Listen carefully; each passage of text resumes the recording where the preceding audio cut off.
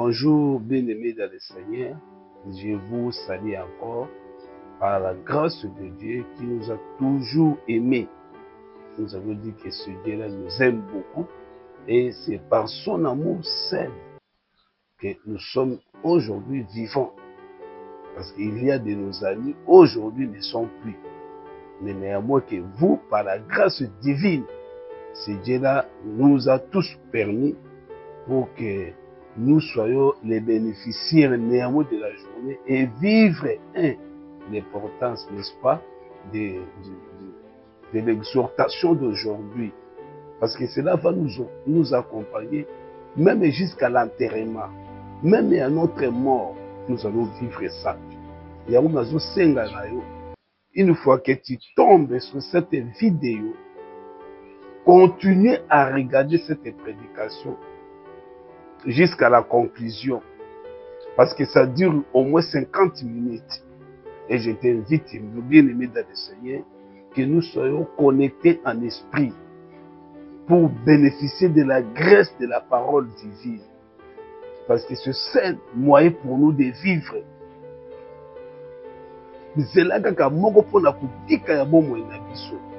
Parce que Nzambe a permettre aussi longtemps que nous sommes vivants, na bonne santé, toujours tambola, toujours sala ba course, toujours makasi, toujours nefis que moment oyo mingi bakoti na kati na ba loge pour le koso ya mbongo akota na kati na ba pacte ya ba religion ndenge na ndenge pour à bénéficier kaka na mbongo.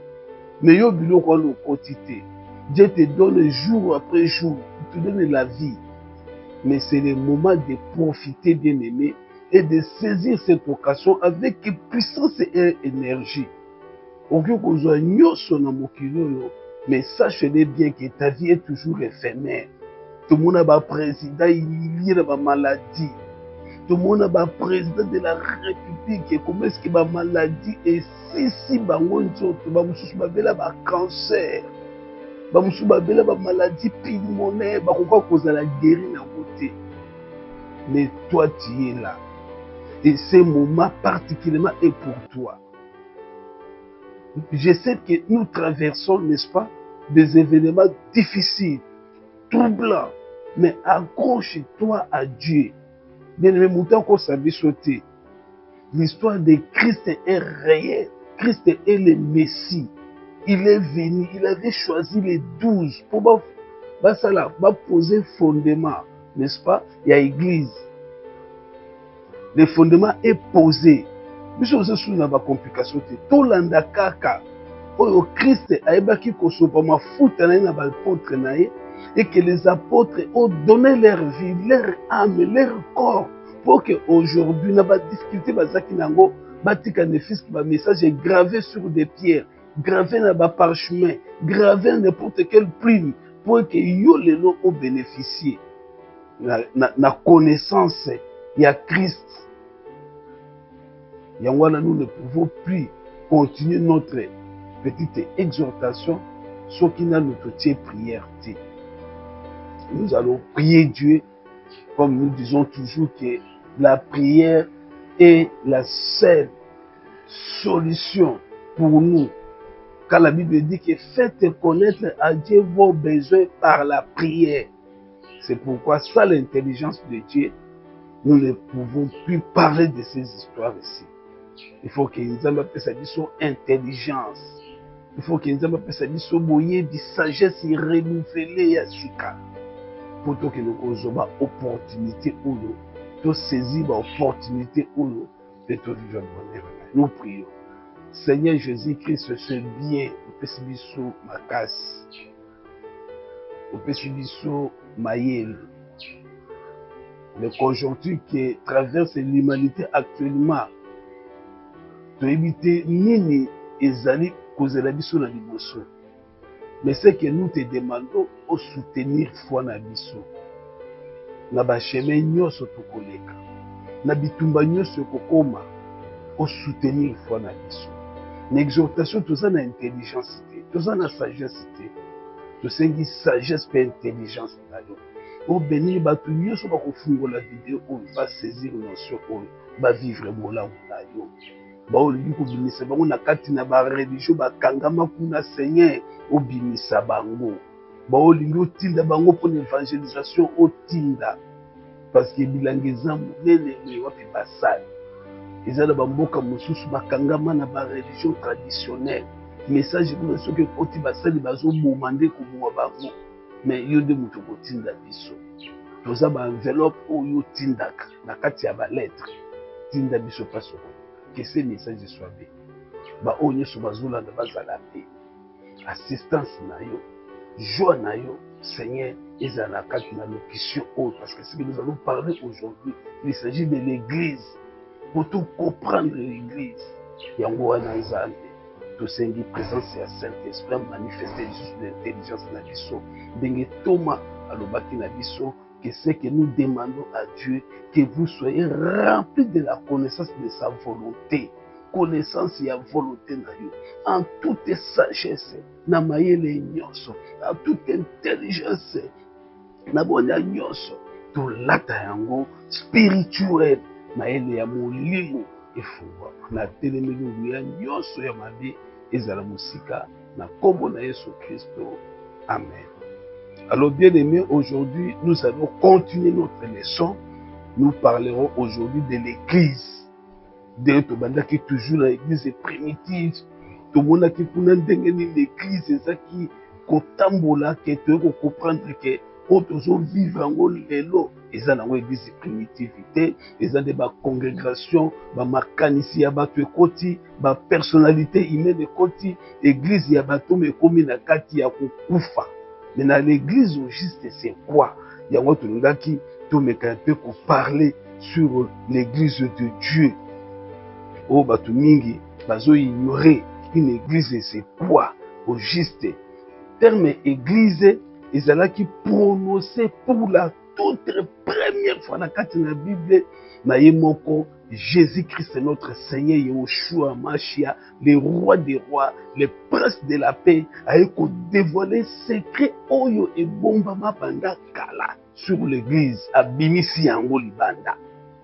Ye moko a utilisé terme ya église pour la toute première fois na kati na Bible tozotanga na Matthieu chapitre 16 verset tobanda yango na 13. Jésus étant arrivé dans le territoire de Césarée de Philippe demanda à ses disciples: qui suis-je au dire des hommes? Qui suis-je au dire des hommes? Moi, le Fils de l'homme. Il répondit: les uns disent que tu es Jean-Baptiste, les autres Élie, les autres Jérémie, ou l'un des prophètes. Et vous, leur dit-il, qui dites-vous que je suis?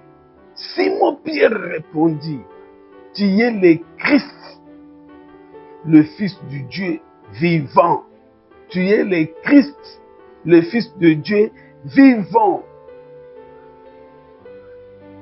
Jésus, reprenant la parole, lui dit: tu es heureux, Simon, fils de Jonas, car ce ne sont pas la chair et le sang qui t'ont révélé cela, mais c'est mon Père qui est dans les lieux cieux. Et moi, je te dis que tu es Pierre, et que sur ce roc, je bâtirai mon église, et que les portes de ce jour de mort ne prévaudront point contre elle. Voilà, gloire à Jésus, soit loué notre Père, notre Dieu. Le mot église est sorti. Alors, tu es Pierre, et sur ces rocs, moi je bâtirai mon église. Mon église sera bâtie sur ces pierres, sur ces rocs. On les a yémoko Christ a laissé faire dévoiler, n'est-ce pas? Oh, ils allaient qui cachaient depuis le prophète, mais qui va l'ossa qui est arrivé à Messie. Yémoko est comme un moment opportun à écouter. Ensuite, il y a réponse. Oh, ils allaient qui très spirituel. Oh Thomas a béni ce qui est liboso. Il y a Christ que tu es le Christ, tu es le Fils du Dieu vivant. Parce que bato bazaki ko tatone mingi na Christ yango esongia tout na lu. Bolo bakanga penza na zanani. Qui dites-vous que moi je suis? Et ça, ma question qui peut se poser. Autour bana na bino, bana na yo, au monde kanga penza na zandenge. Pas personne ma réponse. Bon monde kanga na zandenge ni. Na pas sa baninga na bino. Comportement na bo monde kango ndenge ni. Na église oyo zo kamba. Église locale oyo zo kamba. Aucun qu'on soit pétant, autour. Qui dites-vous que moi je suis? Bon bakanga na za vraiment nani oyo kapé ba réponse. Mais tant que Christ a tout la question na baye koli na ye, okomona kuna ba pesi ba réponse oyo eza ko satisfaire, bazo qualifier na ba prophète, bazo qualifier na Jean-Baptiste, bazo qualifier na Élie, bazo qualifier na ba personnel au bazalaki important. Parce que malgré bazalaki récit, il y a Messie, les gens considéraient quand même que Zaki ko incarné na kati na ye quelque chose immense. Atuni ba yekoli me bino suko bolobina. Bolobinga na zana. Ndesi moi lobi, tu es le Christ, le Fils de Dieu vivant. Alors lui tu es heureux. Baba qui n'est heureux, Pierre Azaki ne lokote, mais balobine tu es heureux. Azaki na mbongote, un pécheur. Tu es heureux. Azaki ne loko moko te sa périté na bilamba, kolata ba tunique ya bato pêche. Tu es heureux seulement à cause de la révélation. Ngapilanzo banoza heureux. Yo mudozo kanga oza heureux. Na nyonso yo kosala, tu es un homme heureux. Yango tolobi église elakisi nini? Elakisi nini? Ezande lisanga mobimba ya bato oyo nyonso tout batie foi en Christ. D'abord, l'église, c'est l'ensemble de tous ceux-là qui opposaient leur foi en Christ et Jésus. Parce que c'est lui le grand Messie. Tout ce que nous traversons, que tout ce que nous possédons, c'est lui qui nous donne. Alors, ensemble, il y a constituer ce que nous appelons l'église corps de Christ. N'importe quel continent où il y a partout où il y a place qui foi à Christ, le message il y a apôtre bateyaki. On dit parce que nous croyons en Christ dans le Thomas. Parce que pour toi que Christ a annoncé dans les prophètes, n'est-ce pas? Il fallait sauver l'humanité. Puis il livrer corps dans un sacrifice sur la croix de Golgotha. À Koufi na croix. Exactement que le pasteur beaucoup de non. Ce sont les apôtres qui ont enseigné biso yango. Babi a Koufa qui était qui na ba région le plus profond de la terre, là où c'était ba mort bazalaki, pe a évangéliser bango la bonne nouvelle, a ressuscité na kati na bawe pour qu'ils soient les premiers nés d'entre les morts. Si le gars ce ne sont pas les pasteurs d'aujourd'hui qui vont mais c'est la parole de Dieu. C'est un bon fondement. C'est la parole de Dieu. Donc, nous disons que l'église ils ont constitué l'ensemble. Il y a surtout baza pour accepter Christ na vie na bango comme étant Seigneur et Sauveur. C'est-à-dire que va comprendre que pour la salir à l'humanité, il y a qu'une seule personne où tient confiance, c'est le Christ. Va comprendre, malgré les difficultés où nous pouvons traverser, il y a qu'une seule personne qui va nous doter la vie et c'est le Christ. Ils ont compris que sur la croix, Christ a exposé son corps. Il a donné tout son corps, son cœur, son âme. Andimi, Akomamutmoko, sacrifié, abandonné de tous. Azala injurié pour apaiser sa vie. Alors ensemble, il y a batouana nyonso va accepter en go. Ce sont ce que nous formons une église locale. Pe batola baza batoyo bakoma kokumisa Nzambe na vie na bango mobimba. Ils sont là pour adorer Dieu, pour glorifier Dieu, Pe baza bato balingi susu ba distraction te. Wana tozomona église. Là c'est l'église corps universel. Église où ezosangisa ba chrétien nyonso. On va dire que tozali tozo constitué, n'est-ce pas, assemblage ou bien nuage. Hein? Il y a bassin. Tokomi il est niwe il y a bassin. De te former église et corps de Christ. De église wana ensemble à batouana oyo balobi na biso na 1 Thessaloniciens chapitre 4 verset 17. Ensuite nous les vivants qui seront restés, nous serons transformés ensemble avec eux pour aller à la rencontre de notre Seigneur Jésus-Christ dans les airs et nous allons rester pour toujours. Donc ensemble ya ba chrétien oyo ba kosekwa oyo ba kozala enlevé ba oyo ba kufa en Christ ba vivre ba ndimi ba réussir malgré ba épreuve ils ont accepté Christ dans leur vie pe ba kufi na ba situation wana yeba que les jours où tempête retentir la Bible nous dit d'abord que ce sont ceux-là qui vont premièrement ressusciter pe biso ba oyo tokozala vivant tokosangana na bango et puis tokokende kokutana na Christ dans les airs pour na demeurer pour toujours. Donc wana tobengi yango église et corps de Christ ou bien église universelle. Église et corps de Christ est dirigée par le Saint-Esprit. C'est Christ lui-même. La Bible dit que Jésus-Christ yende azali corps et à Christ et c'est Jésus lui-même. La Bible dit quoi? Louant Dieu, dans Actes des Apôtres, chapitre 2, verset 47, louant Dieu et trouvant grâce auprès de tous les peuples.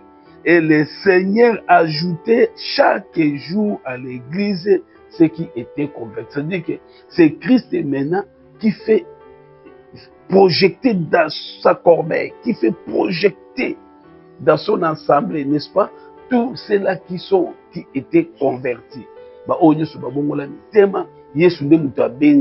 Nous nous prêchons la parole, mais c'est Christ qui nous ramène.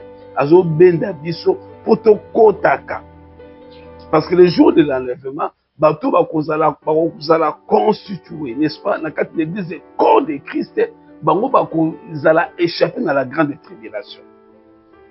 La grande tribulation est une étape et qu'on survenir justement après l'enlèvement de l'église.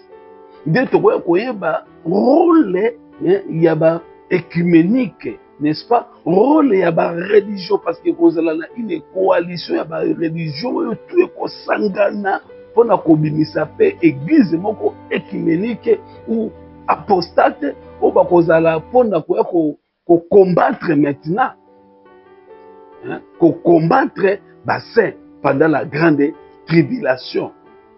Une église apostate. Otobengi yango Babylone est la grande, la mère de tous les prostituées. Voilà, on va parler quand nous serons là-bas. Mais l'église, premièrement, c'est l'église et la ici, ensemble ya batunyos surtout au basali foi en Christ et puis Christ Jésus bango atie bango à part. Bakomi kolia nutrition, nourriture à part. La Bible dit, en lui vous aussi, après avoir entendu la parole de la vérité, l'évangile de votre salut, en lui vous avez cru et vous avez été scellés du Saint-Esprit.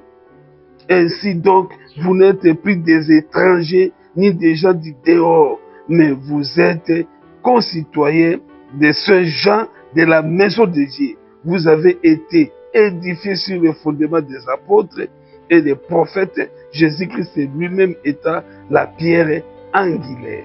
Voilà tout tangi yango na livre ya Ephésiens chapitre 1 verset 13 puis tout tangi na 2 19 à 22. Ephésiens chapitre 2 19 à 22. Donc tout ça qui édifié peut sceller le Saint-Esprit le jour où nous avons crié. Tout ça qui déjà scellé le Saint-Esprit. On a toujours parlé de l'église universelle ou l'église corps de Christ. Au bazou va combattre yango na ba religion, na ba binzambe, na ba voyoutisme, na ba kabounyos toujours na ba miracle moko mensongère, miracle ya lokuta. Tolandaka ba miracle était bien aimé, mais tout se confier na ba écriture est certain. Ce n'est pas une congrégation dans la Bible. Ils ont trouvé déjà, chrétiens, parce qu'il nous dit que c'est un chose qu'on avait appelé pour la toute première fois les croyants des noms des chrétiens.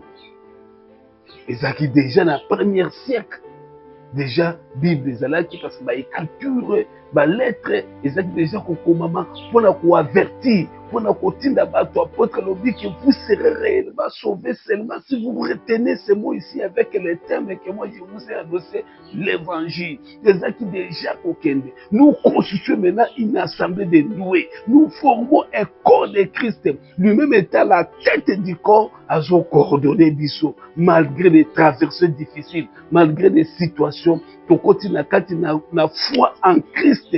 Tu commis des choses à haut, là où Christ est assis à la droite de Dieu. Donc il faut vivre sous la philosophie humaine pour tous la persuader que les musiques na évangile. Apôtre le dit que après avoir été éclairé, vous voulez encore retourner dans le rudiment, dans les philosophies humaines. Tout ça déjà éclairé dans l'évangile annoncé par les apôtres. Ceux qui ont abandonné l'évangile,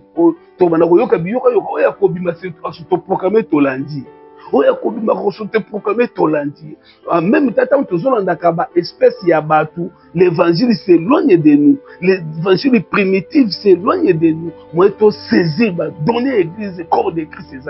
Donc, l'église est corps de Christ, et ça, ensemble, ça lui foi en Christ, parce que sur le fondement des apôtres, de l'église corps de Christ, et ça bâti. Il y a un Tolobaki na Philippe. Quand il a accepté la parole, il fut baptisé. Philippe Alobaki n'a été que tant qu'il est dans Samarie, aucun ne peut sembler pour l'église n'anga ingala kobitaka na ya molimo. Non.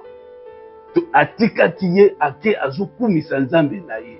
Pour nous dire que les anabajan mususu soko prêcher la parole, on la kissé le col Jean, ça là qui nous sala pour la voici l'agneau de Dieu. Abi mutu ya wuti na likolo azan plus grand que o ya wuti na terre. Ce qui est du ciel et du ciel, ce qui est terrestre terrestre. Bon la kissa mutu mobile. Ok, na mobile tant que ça Christ yo lis-moi, yo ze sous mutute. Tika mutu a développé conscience na connexion apostolique, na fondement ya ba apôtre parce que c'est possible avec Dieu. Alors, nous tolobaki na église toujours mona église épée locale comme étant église notre corps. Notre corps est aussi une église de Dieu. Parce que le Saint-Esprit qui coordonne l'église universelle de Christ coordonne aussi notre corps. Église, première église, et ça veut dire 3 sortes d'églises. Je peux dire ça. Église est corps de Christ, c'est ce que nous venons de parler. Et puis église est locale. Et puis notre corps, c'est aussi une église. L'église est locale maintenant, là où nous allons trouver des anciens, bazawana pour nous surveiller, n'est-ce pas? Doctrine, bazawana pour nous nourrir le peuple de Dieu avec des enseignements purs, authentiques. Au coup anciens, au coup évêques, ce sont les anciens bien sûr, surveillants de l'église. Tu vas trouver dans l'église au coup diacre. Les serviteurs de Dieu, ils sont là pour se charger d'un matériel. L'église locale, au coup de sous-seigneur, don. Ils ont ça là que tous ça toujours pour la utilité commune, pour tous ça là toujours fortifiant. Dans le service de Dieu, tous ça là la fatigué, tous ça là fort. Tous à la fort dans le service de Dieu. Donc, dans une église locale, on peut une connexion. Parce que vous avez le même message. Mais aujourd'hui, ce n'est pas ça dans nos églises locales. C'est Dieu qui m'a dit que mon église serait appelée comme ça. On s'éloigne des gens d'enseignement par apôtre.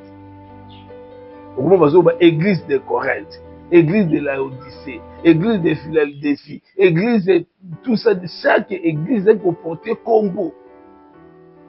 Mais le but que ton église sera appelée sur les nioués. Ça vient d'où? On a déjà Moussika dans l'église primitive. C'est pour nous dire que si nous essayons seulement d'appliquer la réalité de l'église primitive, na kati na terre ba ensemble na biso ya lelo église moko ya vie et kozalate parce que tout ça déjà na ba organisation to comme déjà des organisationnels nous devons s'accaparer la vie à mouton que la vie de l'homme est libre sur la croix. Christ nous a affranchis. Nous servons Christ dans une assemblée corps de Christ où Christ lui-même est la tête et nous formons tous, nous sommes tous des membres qui constituent ces corps-là. Donc il y a l'église, c'est corps de Christ, l'église universelle. Nous avons l'église locale, là où nous allons trouver des anciens, nous allons trouver des diacres, des chantres, tout ça, chaque don, les alliés. La Bible dit que chacun de vous mette à la disposition des autres les dons qu'il a reçus. Voilà l'église locale. Au moins l'église locale, na deuxième lettre, na deuxième chapitre Apocalypse, na troisième chapitre Apocalypse, bazotinda ba lettre, na ange de l'église 2, bazotinda ba lettre wana ezalaki koannonce ba événement pe ba récompense pe nzambe ndikaza ko intervenir dans chaque période de l'église. Bazotinda, au moins ce sont des églises locales. Même étant poto mazolobake, après avoir lu cette lettre, envoie-les à l'église de Thessalonique. Et c'est de la Odyssée. C'est de la Odyssée, vous l'envoie aussi les vôtres. On est là qui fait partie de l'église locale. Au toujours kuna, nous faisons vous en quatre ans ya batu. Papa ça l'église, nous qui n'anda ya Marc. Azaki la 4 filles, et puis bazalaki Philippe, azaki la prophétesse, azaki la l'église locale. Donc l'église locale, c'est ce que nous voyons ici chez nous. Osuma batuba former église botier prophète nous wazawana binga la prophète mais toutefois tozomona ke na ba église locale yango des ali sujet à kopengu ça se pour pas atteindre l'objectif église corps de Christ à cause ya ba pratique. Nous sommes déroulés à ma paix. Ma personne nous sommes copia. Amoni mutu boko asimba kisoki mungwa yepa ke kuna ke utiliser yango ayibi makamazo sala te. OK, ça va cérémonie pour ça pour initier avec ba pacte. Tant qu'on appliquer une église na yo, OK ko ça responsabilité ya ko envoûter église mobimba. Église mo ba komi envoûter à cause ya bilula na yo, bisimba simba na yo. Donc église locale, c'est ça, on les a construit, on a l'église locale, mais toujours sur l'enseignement. Parce que nous avons des docteurs, des enseignants, nous avons surveiller doctrine, nous avons la doctrine apostolique, nous avons surveillant, nous avons surveiller comment est-ce que parole et besoin ça l'a annoncé. Au moins, nous avons sali ma belle carte l'église, pour annoncer beaucoup plus dans la parole. Où sont les anciens dans nos églises? Où sont les docteurs? Où baza ko enseigner principe, baza ko enseigner ba principe na kati na ba assemblée locale. Bazate. Tozo kuta kuna ba diacre, tozo kuta ba chantre, tozo kuta ba diversité de dons na kati na l'église locale. Et puis l'église locale on est ensemble, on va construire maintenant l'église corps de Christ. Et puis troisièmement, nous-mêmes, notre corps, sur le Tangi, dans 1 Corinthiens chapitre 3, verset 16. Ne savez-vous pas que vous êtes le temple de Dieu et que l'Esprit de Dieu habite en vous? Si quelqu'un détruit le temple de Dieu, Dieu le détruira. Car le temple de Dieu est saint et c'est que vous êtes. Donc c'est nous maintenant les véritables temples de Dieu. Donc l'église locale est constituée de membres. Eux, ces membres-là sont soit des fidèles, soit des chrétiens. chrétien wana nde toza sikoyo le véritable temple de Dieu selon 1 Corinthiens chapitre 3 verset 16. 1 Corinthiens 3, 16. Ne savez-vous pas que vous êtes le temple de Dieu et que l'Esprit de Dieu habite en vous? Si quelqu'un détruit le temple de Dieu, Dieu le détruira. Car le temple de Dieu est saint et ce que vous êtes. 1 Corinthiens 6 et 19. Ne savez-vous pas que votre corps est le temple du Saint-Esprit qui est en vous, que vous avez reçu de Dieu et que vous ne vous appartenez point à vous-même, car vous avez été rachetés à un grand prix. Glorifiez donc Dieu dans votre corps et dans votre esprit qui appartient à Dieu. Voilà la conclusion, bien aimé. Donc la conclusion, c'est que nous voulons tirer aujourd'hui que nous constituons un véritable corps, un temple de Dieu et que l'Esprit de Dieu habite en nous. Celui qui va détruire ces temples-là, c'est nous, Dieu aussi va les détruire. On détruit, on détruit.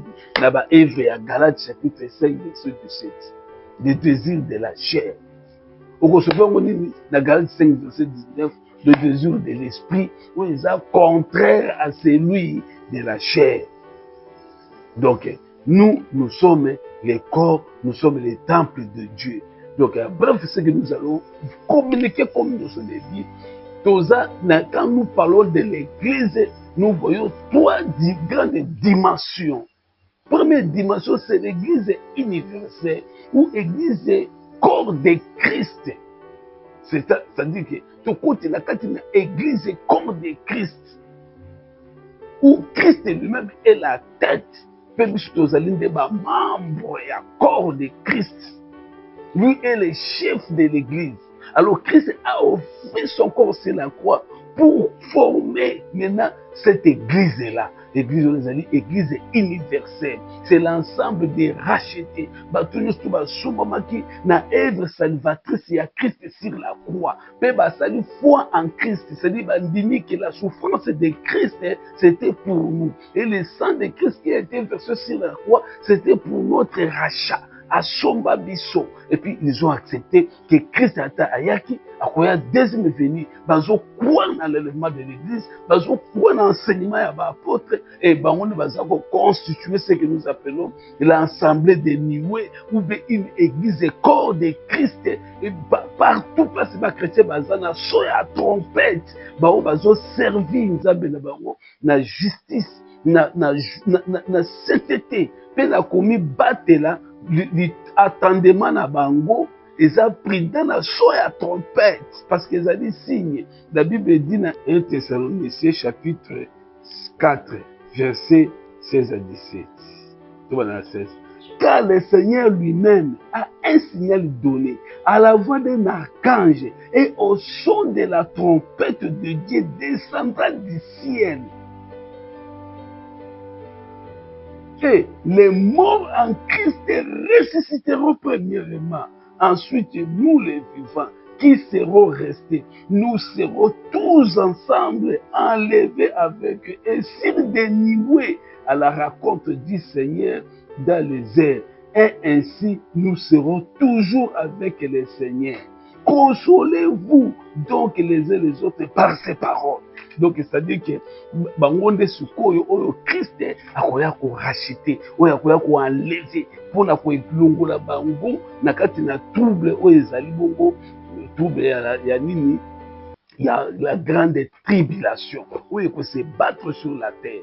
Donc nous tout ça biso tout to former une église. Na kati l'église du corps de Christ, ils ont la titre traité. Ils ont été comme nous baza ba pasteur, au monde nous baza boy. Non, l'église du corps de Christ, biso tout ça comme membre du corps de Christ, il y a des tête à zo coordonner ensemble et accord. Na kati l'église du corps de Christ, tout ça na ba titre traité. Mais surtout tout ça comme frère, il est parti des corps de Christ pour tout constituer maintenant une église. Voilà. À part l'église et corps de Christ où il n'y a plus de titres, toza sikoyo na église oyo eza na mwa batitre oyo eza église locale. Église locale yango wana tozozala yango tozomona okuta mpona bapaster nde tolobaki baancien baévêque tokokuta bango na kati badiacre baza baoyo epuis tokokuta bato nyonso to baza na badiversité des dons parce que la Bible dit qu'il y a diversité des dons mais les mêmes esprits, diversité du ministère mais les mêmes seigneurs, que chacun mette au profit des autres les dons qu'il a reçus. Donc les églises locales parce que tozoya ko exercer, n'est-ce pas vrai, don na biso oyo nzambe apesi biso pour que église de Dieu ezala édifier na ba exhortation babike oyo aza na nzembo ayemba oyo aza na exhortation alendisa oyo aza na requête apesa. Donc c'est dans l'église locale de toujours trouver sikoyo genre ya ba titre wana oyo naza pasteur oyo naza kubo, c'est dans les églises locales. Et puis, tu as troisièmement que l'église, c'est maintenant notre propre corps. On te dit dans Jean, dans 1 Corinthiens chapitre 3, verset 16. Babi, que ne savez-vous pas que votre corps est le temple de Dieu? Parce que l'église locale est soumuka. Ce sont les membres maintenant au bazo soumuka. Même la cérémonie pasteur à Salakawana. C'est ceux qui pasteur à vraiment un membre du corps de Christ. Alors qu'il y a aussi un solo quand tu peux attirer l'église. Akosimba bonganga te akoluka ba magie te pour asala ba miracle ba démonstration. Il va se confier à Christ parce que l'église est corps de Christ est conduit par le Saint-Esprit et puis l'église locale est orientée dans le Saint-Esprit par la diversité des dons. On a pensé que biso tout bana kozala édifier, tous ala consoler na yango. Pour la Bible dit que tous allons consoler la situation et l'enlèvement de l'église, c'est correct. Malgré que l'ensemble mingi et bibi, ils ont éloigné l'enlèvement de l'église. Parce que les gens qui frère, l'enlèvement, ils ont combattu la différence, ils ont et ça, message à l'okuta, ils dit qu'ils ont des paraboles, ils ont des paraboles, tout le monde a une idée d'abissou, enlèvement cause à la terre, enlèvement des avatars, enlèvement des andés, Christ a commis à enlever. Donc, ils nous ont embrouillé avec leurs commentaires. C'est pourquoi je dis et je le répète, on discute avec les commentaires qui sortent de la bouche des pasteurs, mais non avec un reçu biblique. Oh, Bible, ce qui est écrit est écrit. On ne discute pas, on dit Amen et ça reste comme ça. L'enlèvement de l'église est correct et bien aimé. Et c'est l'église et corps de Christ qui sera enlevé pour éviter la grande tribulation. De même, les gens qui n'attendent Noé, n'est-ce pas, il fallait déliger et détruire l'humanité, et détruire le monde. Mais ils n'ont pas détruire jamais le monde, ils n'ont pas juste la carte. À ça qui arche, puis conserver pour que tant qu'on délige, ça qu'on frapper. Le reste, il y a un puits, qui n'a signé à Christ, la conserver le fils qui est la carte na arche, la période de Noé. Même dans temps où il y a Sodome, na Gomorre, na Lot, au moment où ange, je m'excuse, baza na besoin ya ko démolir, ya ko détruire Sodome na Gomorre à cause ya mabe, impudicité, ya sodomie, makambo santé zaki na kati. Dieu ne peut pas détruire les justes ensemble de méchants. Non, il fallait abimisa nando ba juste. Ndo mona abimisa qui peut Lot. Lot abimi mboki teli kozika na kati na tempête ya feu. Moto ezikisi babita Sodome na Gomorre comme poussière mais ba juste bazaki sauvé. Donc Dieu ne peut pas même na ère otoza toujours tout compte na période du moko en trop c'est la grande tribulation. Dieu ne peut pas laisser que Naba juste va passer la grande tribulation pour un moment final parce qu'il y a aboutissement nango et ça pour la gloire et l'église. C'est pourquoi il faut alongola namba juste et puis période de mususu ezala entamé ou ezala la grande tribulation. Donc pour dire que la grande tribulation est exacte et puis il faut survenir après l'enlèvement de l'église.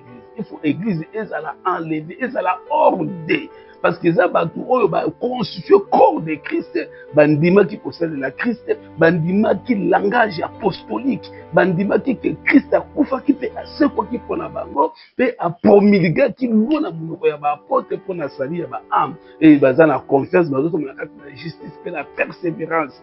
Bazoto ba selon Colossiens chapitre 3 verset 1.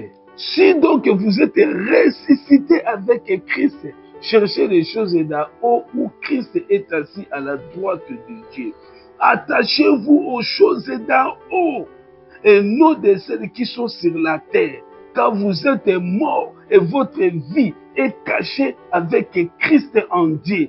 Quand Christ, votre vie, paraîtra, alors vous paraîtrez aussi avec lui dans la gloire. Voilà, bien aimé. Donc l'église, c'est ça. Donc nous ici, nous formons un corps qui est le temple de Dieu et l'esprit de Dieu habite à vous. Mon arrêté son salut de Shumokoni Mawamao. Pour sa prière ici, nous attrister Saint-Esprit. Pour apôtre Paul a dit que n'attristez pas le Saint-Esprit qui habite en vous. Oko attrister ndengeni na misala ya mabe na kolangwa na misala ezangatina, vous attristez le Saint-Esprit. Moyen okota la dimension ya dialogue et kozala te Satan ju porte likolo na yo. Ce qui a levé au raté.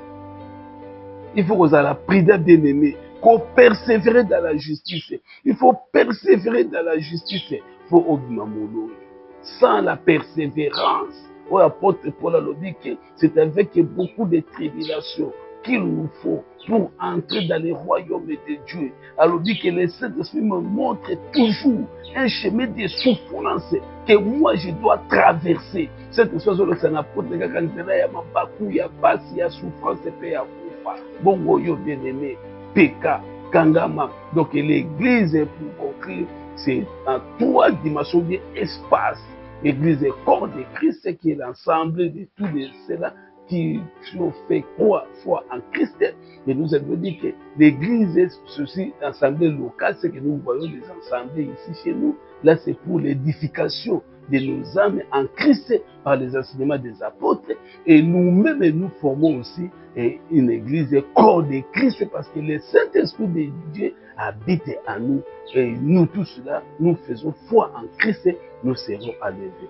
Que Yahushua Mashiach, le Dieu de la grâce, le Dieu qui nous a aimés, le Dieu qui a envoyé sa parole, Christ est incarné, Dieu incarné, Christ a manifesté sa vie pour nous, a mis mon ici pour la vie, que Jésus-Christ nous soutient et nous donne la force de persévérer jusqu'à la fin. Je te bénis au nom de Christ. Amen.